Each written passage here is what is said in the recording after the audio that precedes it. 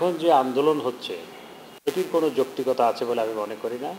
এটি in one sense আসলে আদালতের প্রতি বৃদ্ধাঙ্গুলি প্রদর্শনও বটে।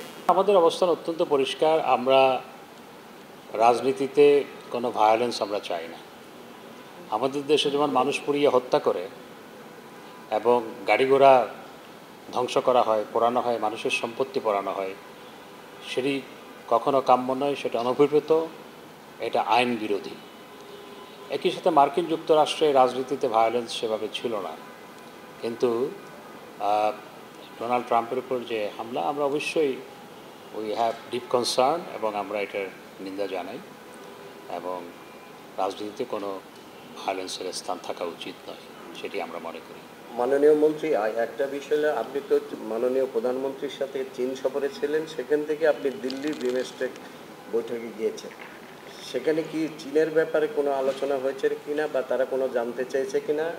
আর পাশাপাশি যে আমাদের দেশে যে পেঁয়াজ, আলু, বিভিন্ন নিত্যপণ্যের একটা ক্রাইসিস থাকে, সেইগুলো আমদানির ব্যাপারে আপনারা মাঝে মাঝে বলে থাকেন, সেই ব্যাপারে কোনো আলোচনা হয়ে গেছে কিনা? জয়শঙ্করের সাথে আমার আলোচনায় বাংলাদেশের যে প্যারিসেবল আইটেমগুলো আমরা ভারত থেকে আমদানি করি বা অনেক ক্ষেত্রে ভারতের উপর নির্ভরশীল থাকি বিভিন্ন সময়, সেগুলোর জন্য একটি কোটা নির্ধারণ করে দেওয়ার জন্য বাংলাদেশ যাতে সবসময় সেই পরিমাণ নিদেন পক্ষে সেই পরিমাণ পায় এবং প্রয়োজন আরও বেশি পায়, সেটি নিয়ে আমরা বহুদিন ধরে আলোচনা করে এসেছি।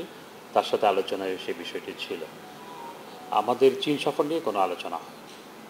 আরেকটা বিষয় হলো মাননীয় মন্ত্রী, এই যে আপনি জানেন দেশে যে সবচেয়ে আলোচিত সমালোচিত একটা বিষয় কোটা আন্দোলন, আপনি কি মনে করেন এই কোটা আন্দোলনের উপর ভর করে বিএনপি বিরোধী দল তারা কোনো সুযোগ নিতে চায় এবং দেশকে অস্থিতিশীল অবস্থা সৃষ্টি করতে চায়? দেখুন, কোটার বিষয়টি হাইকোর্টের মাধ্যমে কোটার বিষয়টি এসেছে।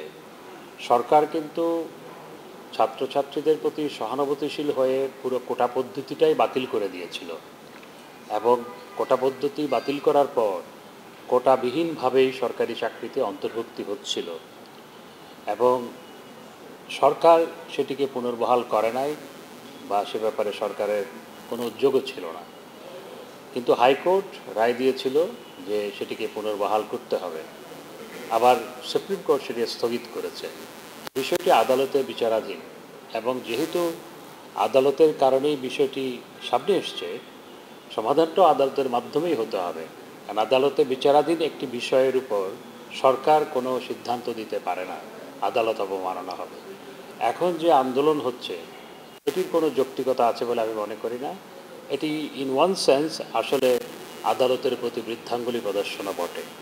তো সরকার সবসময় ছাত্রছাত্রীদের প্রতি সহানুভূতিশীল ছিল এবং সেই কারণে কোটা পদ্ধতি বাতিল করেছিল। তবে বাতিল করার প্রেক্ষিতে অনেক সমস্যাও দেখা দিয়েছে।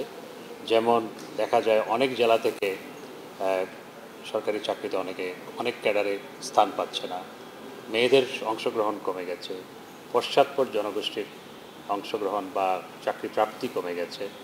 এগুলো সমস্যা দেখা দিয়েছে, কিন্তু সরকার কিন্তু কোটা পদ্ধতি বাতিল করেছে।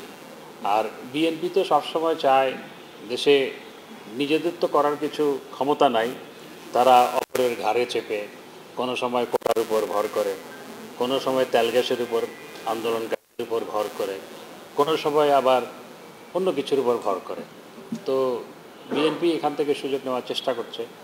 আর হাইকোর্ট সুপ্রিম কোর্টের সাম্প্রতিক সিদ্ধান্তের পর সুপ্রিম কোর্ট স্থিতি অবস্থা বজায় রাখার জন্য আদেশ দিয়েছে। অর্থাৎ কোটা যে বাতিল সরকার করেছে সেটি বহাল রেখেছে সুপ্রিম কোর্ট।